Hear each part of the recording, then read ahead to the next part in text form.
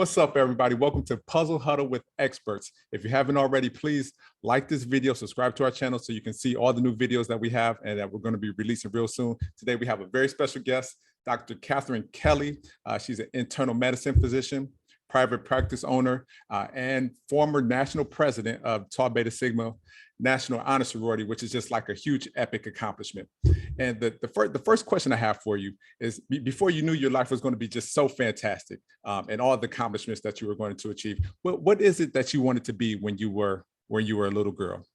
So I've always wanted to be a doctor. I've never wanted to be anything else. I think the type of doctor that I wanted to be has changed over the years because I kind of found out that being a pediatric cardiologist and neurologist would take like years and years and years of training to do. But that was what I wanted to be when I grew up.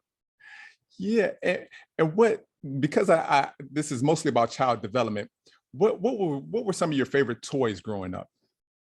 It's funny because I never played with like doctor type toys. I don't ever remember doing that.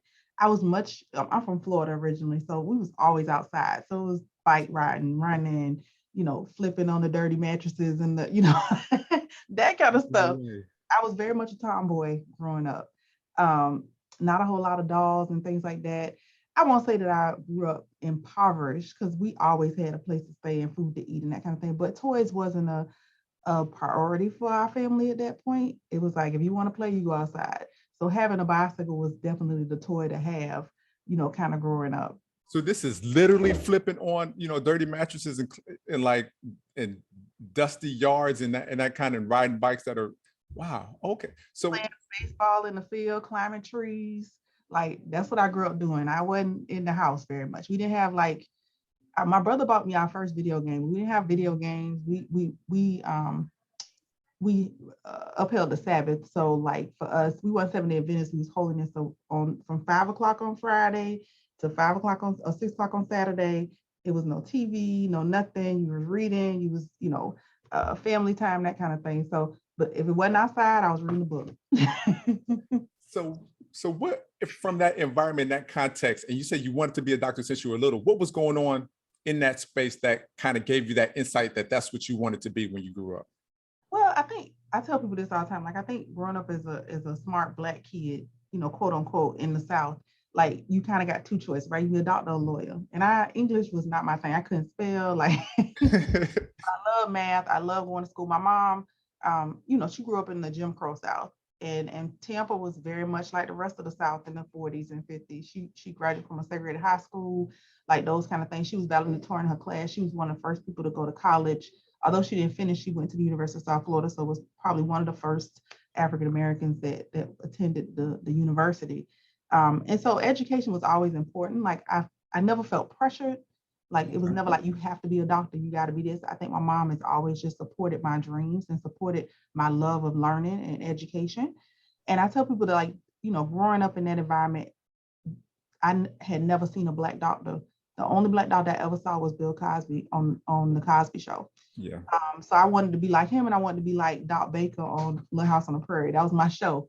And I was like, this is what I want to do. And at first I really wanted to do home visits and go, and I still do a little bit of that in primary care, but those were the examples that I had. And of course I had my pediatrician, but I think my teachers encouraged that this is what I wanted to do. And I had the grades to do it. So I think every kind of avenue that I went through, and going through elementary school and middle school and then going into the International Baccalaureate program in high school was kind of built to get me to this next step.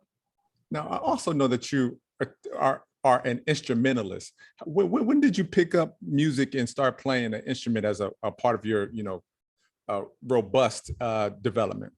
I think, the great thing, and I grew up in the public school system, and it's funny because like I think the public school systems gives a lot of flack sometimes, but I always was in music. Like, we always had either chorus. I played recorder, I played bells. In elementary school, I played violin in 6th grade. 7th grade was the first year that I didn't play an instrument, and I took up clarinet in 8th grade. So in middle school, I started playing clarinet. And in 9th grade, when I went to the International Baccalaureate in high school, the program there, that's when I started marching in the band. So I've always been involved in music in some way, but I didn't start focusing on my clarinet and that being my primary instrument until middle school. All right, and sometimes people describe playing an instrument as a part of, a development that helps increase your study capabilities and ability to focus and have discipline. Did you find that it served that kind of role for you, or was it more just like an outlet for a different part of your brain? No, I think you can't be well-rounded without some type of art, right? And music teaches you to count. It teaches you to read. Reading music is a whole thing that helps you in other parts of what you do, and having to put certain numbers in a time signature, and your math skills have to be on point to be able to get through that and know what you're doing. So I really feel it helped in that way. And then team building, following directions, like leadership. So I was a drum major in high school. My brother was a drum major the same You school. were the drum major in high school? High school, yeah. And so I always wanted to be like him. I wanted to be a drum major. I graduated from King High School, and that's where he went. All my brothers went there. So that was always a big part of I feel like my identity and who I was. I was always a band kid in high school, like first and foremost. So I've always felt like it played a role. And I think, I wasn't perfect in high school. And I think having that discipline is probably the reason I'm where I'm at now, because growing up in some of these areas, and you may not know this, but I had my daughter when I was 15. So I was a sophomore in high school when I had her. And, people were always then it was like, oh, well, you can't do this and you can't do that, and you shouldn't stay in this program. My mom was never that person. She was like, nah, you're going to stay in this and do this. And my band director was one of the only people to hold me accountable. I think once, like especially senior year, once I started doing what I was doing and not doing the right things, she was the one's like, no, you're not gonna do this. You're not gonna, be a leader in here and not be a leader in life. And I think that was a big lesson to learn as an 18-year-old, because a lot of people would have kept letting you do what you was doing because you was smart and you was, charismatic, I guess, and nice. But she's like, no, you gotta be 100%. You gotta be a leader for these people. And that has always been a part of, I think my motivation is that people are looking at you and they're going to expect you to do the right thing. And you need to make sure that that's what you're doing, because you never know who's watching. Yeah, this is going to get even better. So when we have teenage pregnancies, there's a lot of things that could happen. There could be a swelling of support and affirmation, but there could be marginalization and shame, and not support, and criticism. So how did the support show up for you in your life that kind of helped you stay on track in terms of your academic development and not be derailed, or have to take a break because of the pregnancy experience? And it's funny because my first day ever missing a day of school was after I had my daughter. So coming back from Christmas break, because I had her over Christmas break, and I couldn't go back to school right away. So that was the first time I ever missed a day of school in my life. I had always been in school, never missed a day since kindergarten. Like that was a thing. So my mom was very supportive, and because when I got pregnant, the school wanted to send me to a school for pregnant girls, and most of the studying they do there is mediocre at best. And I was in a college prep program, a very intensive college prep program, and she was like, "No, you're not sending her anywhere. Like she's staying right here." And she pushed to make sure that I stayed in the program that I was in, because I did very well.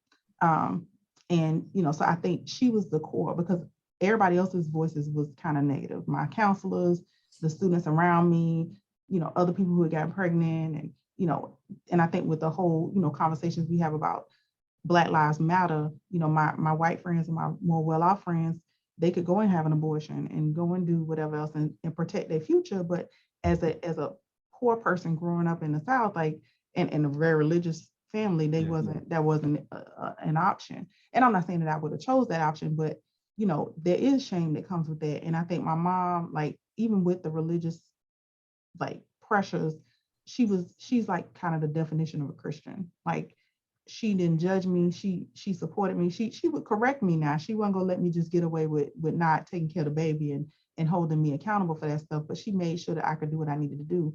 And when I got accepted to Howard, so I went to Howard on a full academic scholarship. And she kept my daughter for me the whole time while I was in school, and allowed me to get my education. And with the understanding that once I was finished, I would bring, come and have her stay with me. And once I graduated, she came to live with me after that. And then, my husband, Jackie. So we we've been together since my freshman year, so it's 24 years now that we've been together. Wow. Yeah, and he was the support after that because I my course took this like winding path. I always wanted to go to medical school, but then I got into anthropology. And I was like, I want to be a MD, PhD in medical anthropology, and I want to pull in people's beliefs and do this kind of thing. So you want to be the top. You've always wanted to be the top everything. Pretty much, and it can work against me sometimes. But so that dream kind of changed, and then I hit a bump in the road. So Russian was my language in college, and I wanted to go and do my MD, PhD in Russian health studies. And so I went through this whole thing. The person did not write my letter of recommendation. I looked at being an ambassador. I looked at all kind of other options to do. And I actually ended up teaching high school for 2 years in New York before I went back to medical school. And I actually was in New York during 9/11. That was my first month teaching was 9/11. And then I came back and went to Howard for undergrad. And went to Howard for medical school. So Jackie is the reason I made it through medical school because my daughter she was at that point, she was 8, 9 or 10 at that point. So he was the reason I was able to go to medical school and focus on my studies. And he helped with her and getting her through, the elementary school, beginning of middle school times before I went to do my residency.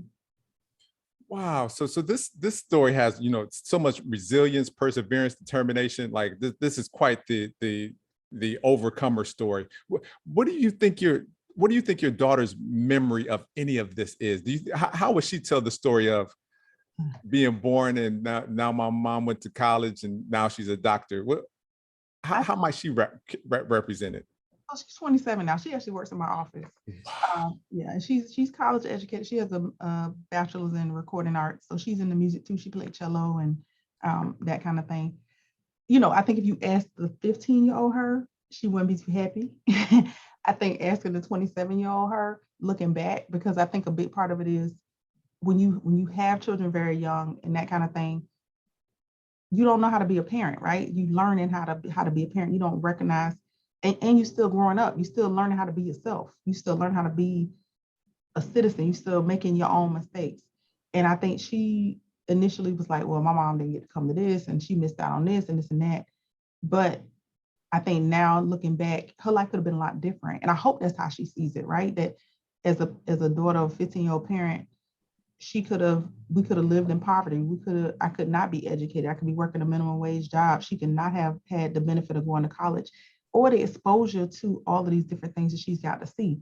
I tell people, I didn't go my first plane ride was in the marching band. No way. My freshman year, that's the first time I ever been on an airplane, had ever really been out and about anywhere. My first time really traveling outside of the MEAC, and you was in the band, so you know what I'm talking about, outside of the HBCU world was with TBS, and I was able to share some of that with her. And so because I'm a Howard graduate, she gets to see doctors and lawyers and musicians and business owners like yourself, people who are being successful in those different areas and who are her village now, because a lot of my line sisters, I'm still best friends with my line sisters from I know you are. And I told Cora I was going to be doing this with you today. So she was like, that's my LB. She next. But she knows she next. So I'm gonna go get her too. Yeah. And so like having that village of people and village of intelligent, successful Black people, she gets to see a world that I never got to see. I had never really seen successful Black people. I didn't know Black people had money until I came to Howard. And then people coming in, they Louis Vuittons, and they got parents who was doctors and who had been to school, who they legacies at Howard for 2 or 3 generations. Like, I didn't know that was a thing. And I think that hopefully my children will see that, because I have 3 children altogether. I'm hoping that they now see that they can do all of those things because I was able to do them. And we've allowed them to have a better life and a better chance, and hopefully break that cycle. And I could say, my sister had children when she was young too, but none of my nieces and nephews have children.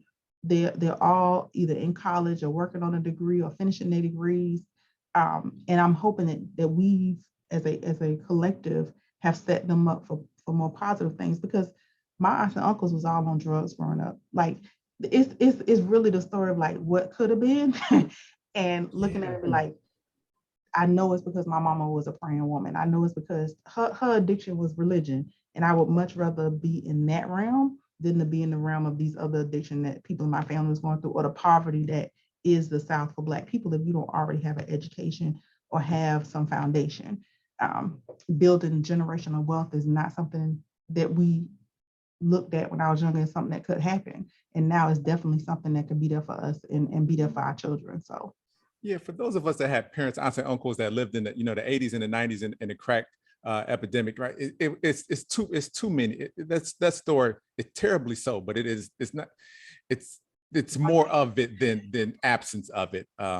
So thank goodness for the pathways where people were able to make it through and not have that a generational experience there. So how does all of this stuff inform how you parent? What specific things are you doing based on this experience that not turn into parenting strategies and devices? How do you support your kids that's unique based on your life experience?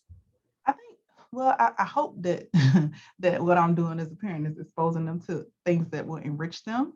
I think growing up, we talk about discipline, and my son has autism, so he's 14 now. So learning to discipline in a different way, because the way that I grew up, what ain't necessarily the way it's gonna work, right? My oldest daughter, if she got a spanking, she would look at us and be like, it just wouldn't do nothing. It wouldn't curb her behavior. So then you have to change, right? You got to be able to discipline in a way that works for them, that they get the picture, right? My autistic son, we don't hit him because we don't want him to feel like violence is a part of that. And we have to also decipher out what is his disability and what's his actual personality, right? Yeah.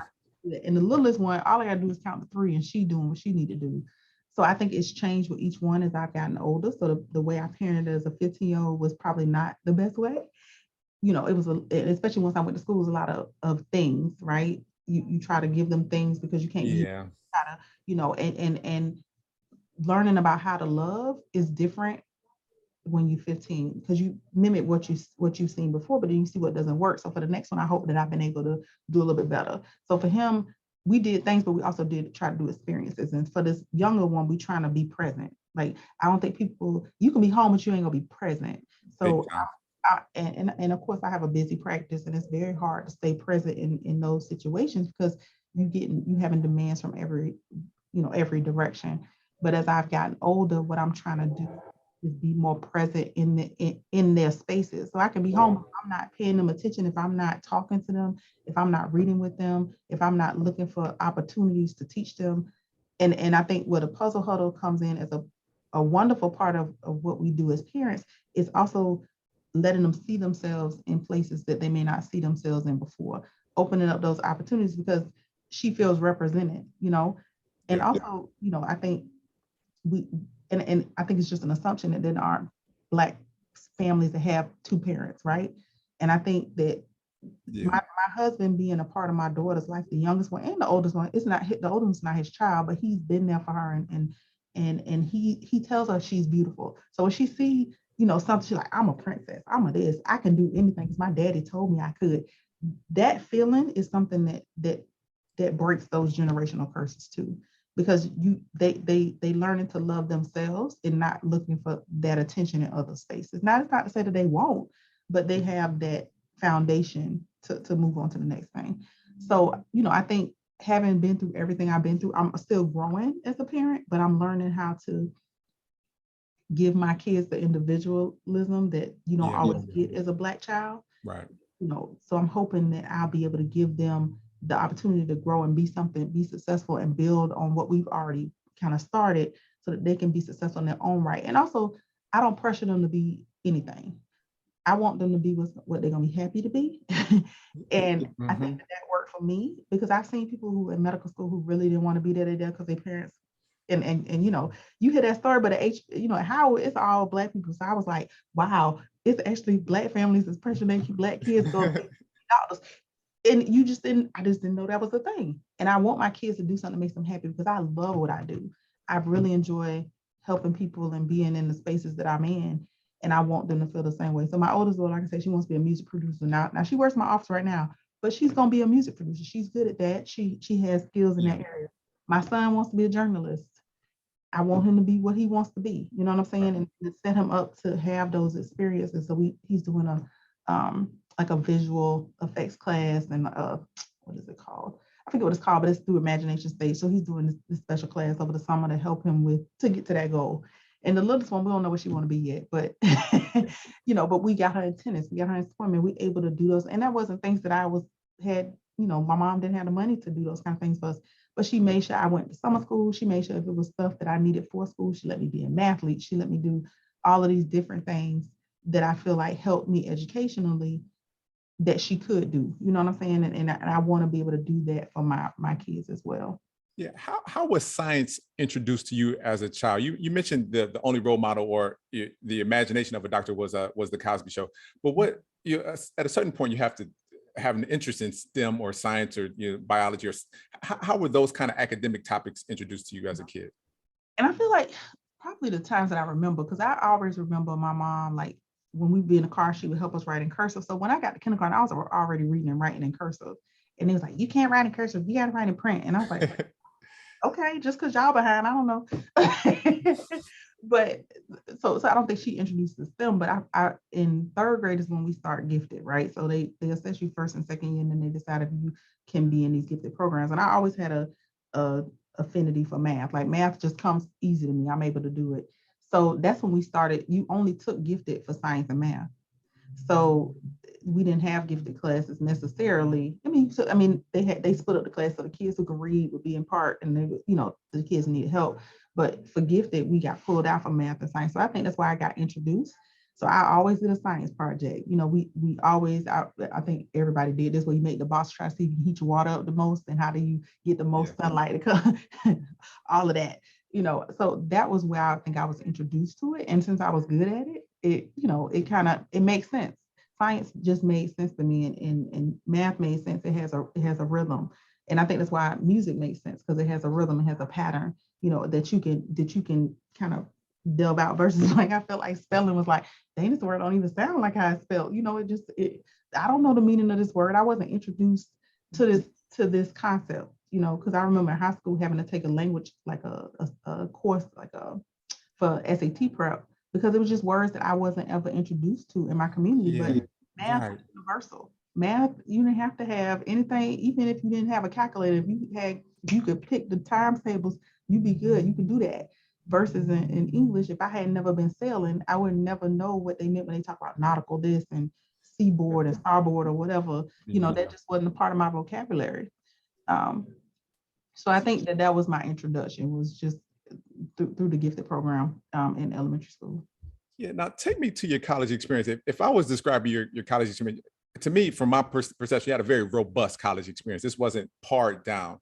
And if it was me, if I had a daughter at home, it might have caused me mentally to kind of scale back the number of things I put myself into in college, because I would just be distracted and trying to balance, daughter at home, get what I need from college, but not try to do everything, not try to do too much, because I got, I'm juggling a lot of things. But that was not what you did. You did you didn't do like I would have did. You did a little bit of everything.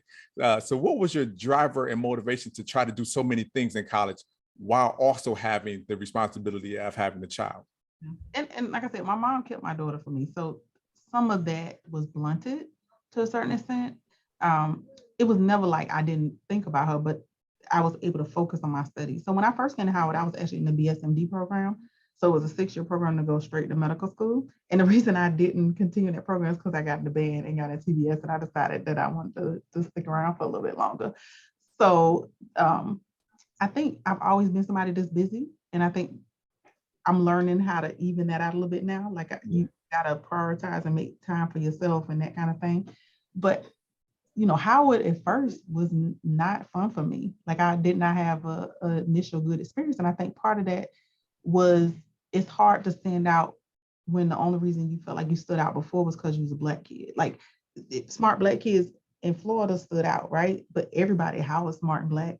So how do you find yourself within that?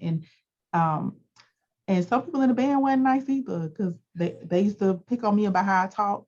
And it was like, that's not how you say it. And I was like, but I can play my music better than you. So right. So there. I think I had to grow in that because I remember calling home and crying and be like, I just want to come home.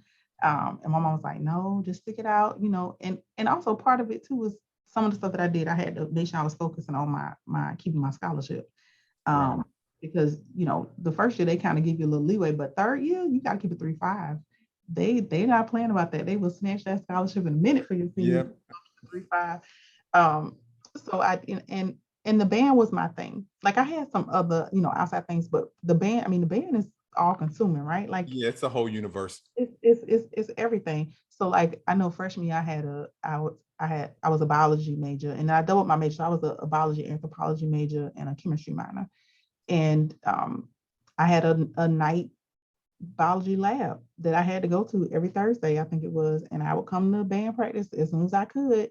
And I told Mr. Washington, like, I'm here to get my education and I don't have a band scholarship. So if I got to be 15, 20 minutes late on my day to do my lab, I got to be 15, 20 minutes late the day to do my lab. So, I think I tried to balance those things and try to prioritize as best I could. But I think that's what college is for, right? To get that social experience, to be able to build these relationships, these lifelong relationships that you hopefully will take on to when you're older. And I think TBS was an important part of that development because I feel like it taught me some leadership skills that I still use today. Like I think people are like, well, you're not even in music. Like, why would you do TBS when it's a band, the band sorority? And just as national president, you organize a whole convention, right? So you got to plan out this whole thing. You learn how to budget. You sit on the board of trustees and learn how to invest money and like what that looks like in the stock market and things like that. And those are things that I necessarily wouldn't have been exposed to had I not been in TBS. And I think that helped me in establishing my business because I already knew about investments. I already knew how to balance a budget. I already knew how to have employees because the national executive director sits under the national president. So we have to direct him and make sure those things are going. And now I'm the president for the Howard University Medical Alumni Association. And so that has helped me transition into that to be able to do a strategic plan, to make sure that our budgets are right, to oversee people, to know how to do Robert's Rules of Order, to know how to write an officer report. Like all those things, people don't think about how important that is. But those are life skills, especially as a business owner, that you're going to need to move forward. And I think, when I started working for somebody and they like 10 years older than me before I started my practice. And they was like, I've been doing this 10 years longer than you, but that don't mean your experience is the same as mine. Yeah. My experience is more robust because I have all of these other things that I've done. I've taught high school. I've, done the TBS stuff. I've kind of done different things in different realms. I went to Mexico and did research over the summer after I graduated from college. Like, I've done these different things that Dr. Kelly, you do a lot of stuff. Now you're probably genetically and hormonally wired to do so many things. So it's just you showing up as yourself doing. But how do those of us that are motivated to do so many things, how do you gate when you're doing too much? Like how do you manage, I'm just being me and that's doing a lot of stuff versus I don't cross the line, now I'm doing too much? your body's gonna tell you. And I think for me, I had like ballooned up to about 300 pounds because when you're doing too much, you're not eating healthy, you're not exercising, you're not making time for those things. Do you feel the strain in your relationships, right? I'm very blessed to have a great marriage, but you feel that strain from there. You feel that your kids don't see you enough. And so at some point, which is I love TBS, but I've had to step back. As a past national president, there's not very much else you can do. I mean, you can serve on the board and that kind of thing, but I've had to prioritize to do things that will further my career in medicine now. So the Medical Alumni Association has helped with that. And then I work on some county contracts that help my business, but trying to focus on things that don't require more of my physical time seeing patients and trying to diversify and make sure that I'm in these spaces that are going to be helpful for me long term. And also it's about giving back, right? You gotta feel that what you're doing is important. And so, I sit on the board for an organization called Girls Health Ed.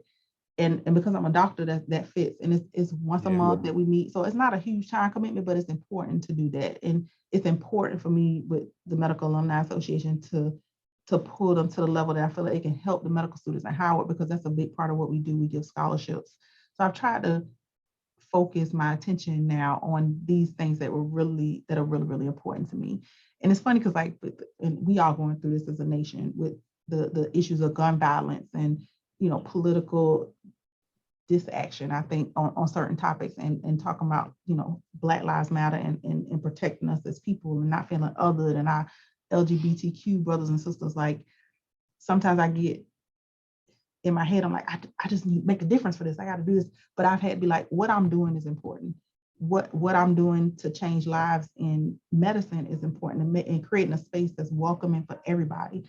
And I've had to be like, this is what I'm gonna focus on, because that's where I can do the most good. And then I will use my financial resources to help these causes, and to spend my money in ways that are helpful to our communities and to people that I feel are important, and continue to create those safe spaces. So yeah, you talked a little bit about your band experience, and some commentary about band as a platform for leadership. Now shout out to Eta Delta chapter, Tau Beta Sigma. So marching band, Tau Beta Sigma. What was the legacy of leadership? Because you rose to the position of national president of Tau Beta Sigma. There's a lot of people that are going to join sororities and fraternities across but not aspire to be the national president of the organization. What was going on in terms of the culture and legacy at Howard in Eta Delta chapter that kind of inspired you to want to be the president of this group? But Howard in general is about excellence, right? And Eta Delta, we're a little bougie and a little arrogant sometimes, but we want to be the best. And a part of it too is we don't just want to be the best Black chapter. We want to be the best chapter. And we've proven that multiple times. We've been top chapter in the nation multiple times. And I think, I don't know, like TBS is always something that I've loved, and service, because it kind of feeds into our whole service, right? Being a doctor is about service, being in TBS is about service.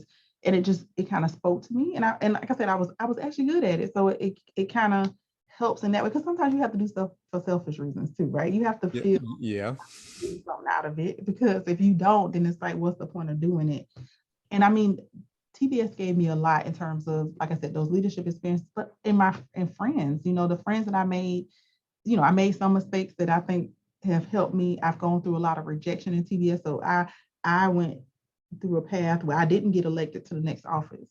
And I had to make a decision on whether I come back and whether I actually go through the process to finish and be the national president. And it worked out. And I believe everything happens in a season and for a reason, and the things that I was going through, sometimes you won't stop unless you pushed, or you won't move in a different direction unless you push, which I think kind of feeds to the question you asked me about, like, when do you know you're doing too much? And I really, through my faith, know that sometimes God's gonna push you and stop you and make you fail in a place that leads you in a different direction, because you won't stop. I would have kept doing the things that I was doing that wasn't necessarily healthy for me and healthy for my time and healthy for my experience as a physician, had I not been stopped in that. And sometimes it's to make you see what's important, and to kind of to move in that other direction. I think that's how it went with my practice too. I was working for somebody else, and I think sometimes we stay in these toxic relationships because it's easier, right? We don't have to, I wouldn't have to figure out how to financially be where I am, but I'm so glad that I did. And once I started going that route, things have worked out. Things have fallen into place to make sure that I'm able to continue in the route that I'm going. Yeah, now tell me that almost every doctor, you describe being a smart kid and having some academic capabilities, but once we peel back the layers for doctors, in most cases, it's a desire to help people.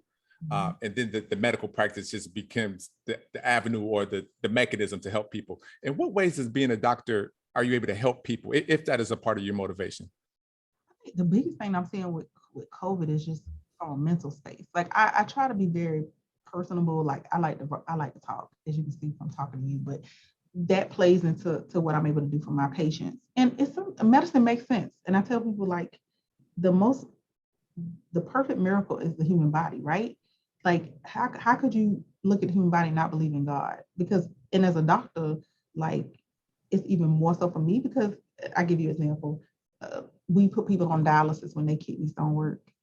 That big old machine going all this time to dialysis cannot clean the body like these two things the size of your fist, and the way that our body works in concert with each other, and the way we can be resilient and bounce back and heal and those kind of things, that is a miracle. Like, to be a part of that miracle, and to be people's boat. Like I think that that's important for me. And my mom was very big on helping others. Like she would give somebody her last dime, her last shirt off her back, but you get that back in return through your own blessings in other ways. So I don't know if I'm answering the question totally, but I really love what I do. And I think once you get, and I'm very much a person, once I put my mind to something, I'm gonna do it. Unless it's out of my control to be able to do it. And just seeing the way you can make a difference with somebody through the things you do medically, and having the intellectual ability to do it, and the perseverance to see it through, and the consistency to work and be able to obtain this level. I'm just blessed to be able to do what I do. And I think a big part of it is, I think people think, a lot of people, that doctors make these huge amount of money and that you do it for that. Yeah, I mean, it's not necessarily a huge amount of money unless you're willing to work hard and not see your family, or stay in school for longer and be like a plastic surgeon or orthopedic specialist. Like, they make the big money. But the people who make the money is people who own the hospitals and own the companies that, the doctors are not the ones that's experiencing and growing in that. But I think it got to be bigger than that, right? You can't just get into it because of the money, because the money's gonna go away. And if you're doing it just for the money, you're not gonna be happy in anything you do. So you got to do it because you like that. And for me, it was important to create a space where people are treated how I wanted to be treated, because we know for a fact that Black people take better care of Black doctors take better care of Black patients, right?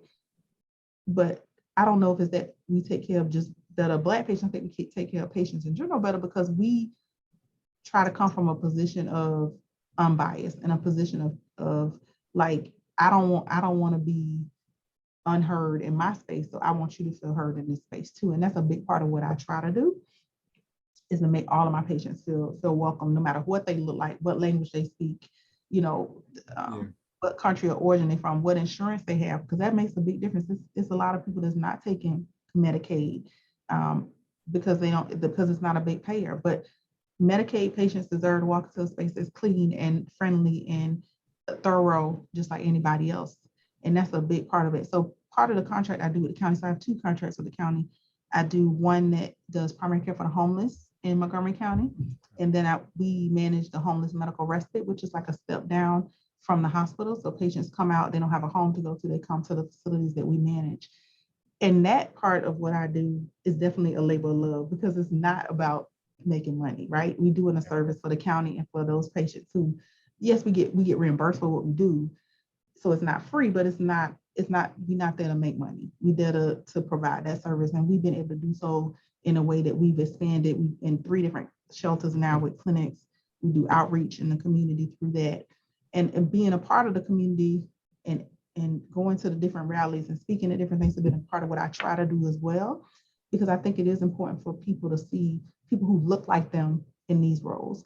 And right now with COVID, people are looking for people who look like them, who can understand their experience and give them a good feeling and give them the trust they need to be able to do the things that they need to do for their health. So, I think we all destined to do something that's right for us. And I'm glad that this is what I get to do every day. Yeah. So maybe last thing I want to get from you, as a doctor, you pursue multiple levels of education. We talked a little earlier about, your kids aren't you, and you want to support them showing up the way they want to show up in the world. In what ways, the same legacy that your mom had that you emphasizing education, what are some examples of ways that you reinforce and emphasize education in your home? I think part of it is just making sure they get up and go to school every day and that they get the things they need. Like I said, it's not about physical things, but sitting and trying to help them with homework. My daughter's in Spanish immersion, so trying to help her with because I speak enough Spanish to be able to help her with her homework, but you have to educate yourself, right, to be able to go through and do that process for her and putting her in those places where she can be successful in reading and writing Spanish, which in 1st grade, she's able to read and write Spanish and English, so that's important.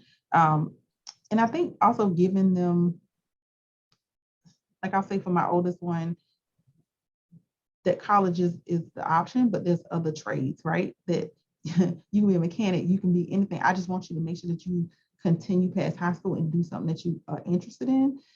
Read, travel, like I think that's a big part too. Like we go different places and trying to teach them and show them the different things in the area. So whenever we go anywhere, we gonna go to the museum, we go to the aquarium, we go see these different things that add to the education, because we have a part to play as parents in educating our kids too. It can't just be we just sending them to school and expect the teachers to give them everything.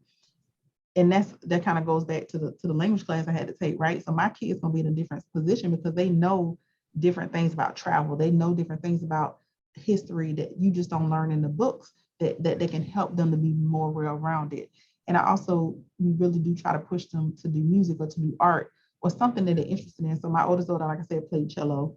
My son plays trumpet, even though it's a struggle to get him to but he plays trumpet, and the littlest one, we're gonna find something for her to play as well, because we feel like that's important. And my husband is a percussionist, so that's been an important part of who we are as their identity. So education is not just the book smarts, is not just like sitting in front of and especially with these kids now sitting in front of a computer learning stuff. We have to interact with them and give them these things. And like I was saying about the puzzles, it gives them, when they see a chemist on the front of your puzzle, they see the president of the United States, so they see that, and they see it in an African American child, it gives them that kind of assurance that I can do these things, that I can be these things that I want to be. And I've tried to do that with books and with, kind of the things that we have in the house is that we show them a plethora of different things, but we show them that you can be that with your skin, and I think that's an important part of what we're giving them in general, and when it comes to education and just in life in general. I'm looking forward to the Kelly family musical combo. So if you get your horn back out, get your husband on drums. You mentioned that you got a trumpet player. You guys get. So that'd be a fantastic. So final thing, you raised children, and though they're not kind of the children's book age anymore, what were some of your favorite children's books, if you can remember, that you shared and read with your kids most frequently? I don't know if I shared this one a bit, like when we read to them. So I usually read stuff that they're interested in, not necessarily stuff that I'm interested in. But Shel Silverstein is my absolute favorite. Where the Sidewalk Ends. And what's his other book? I can't remember the other book, but that series was my absolute favorite. And I have those books at home still. I bought them and make sure I have them. I don't know, my kids, they like different things. And Jackson has been reading for so long. The littlest one, she likes, we try to do stories about, I think we had one about Wilma Rudolph and like the first woman to run in a marathon. I can't remember her name now, I'm trying to think about it. And the first African-American ballerina. Yeah. And so things that are like empowering women is what the youngest one is doing lately. And also for her to be confident in her hair and in like we said, in her skin and to see those kind of things. I've tried to support my other friends who are writing books that reflect that look like us. But yeah, Shel Silverstein was my absolute favorite. Yeah, I've tried to bring forward some of my favorites, and now my kids are slightly older and they're reading things like Captain Underpants, which was not, it wasn't on the shelf when I was a kid. So I don't get what they're into, but they're into it. My 7-year-old was reading The Babysitter's Club. That was my book too. Yeah, once you get generationally, it seems to be Goosebumps and The Babysitter's Club. For me, I've read a lot of Judy Blume and some Dungeons and Dragons and stuff, but some things stay the same, some things change a little bit. So I think we get a hybrid. So look, this has been a wonderful time. Hopefully you'll allow me to do this again. Once I do the replay, there'll probably be some questions that I wish I would have asked you. So hopefully I can have you back in a couple months. If you're watching the video, please hit the like button, subscribe to the channel. Thank you so much, Dr. Kelly. And such a great story. I forgot about all the pieces of this with you being a teenage parent, rising to go to Howard on an academic scholarship, played in the band, national president of Tau Beta Sigma, and now a private practice owner and an internal medicine physician. Wow, that's a lot. I'm blessed. Yeah, very impressive. So thank you so much. And now we're going to sign off. All right, take care. Thank you.